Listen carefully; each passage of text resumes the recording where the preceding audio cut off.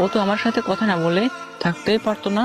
দেন ও ওর বাসার ফোন থেকে আমার সাথে কথা বলে, কিন্তু কোনো একটা কারণে ওর বাসার ফোন থেকেও 2 দিন আমার সাথে যোগাযোগ করতে পারে নাই। ও আমার জন্য পাগল হয়ে যায়, ছটফট করতে থাকে, না খেয়ে না ঘুমিয়ে একদম অসুস্থ হয়ে পড়ে। ওকে নরসিংদীর একটা হাসপাতালে ভর্তি করানো হয়। এদিকে ওর সাথে যোগাযোগ করতে না পেরে আমি অস্থির হয়ে গেলাম। কি করব বুঝতেছিলাম না।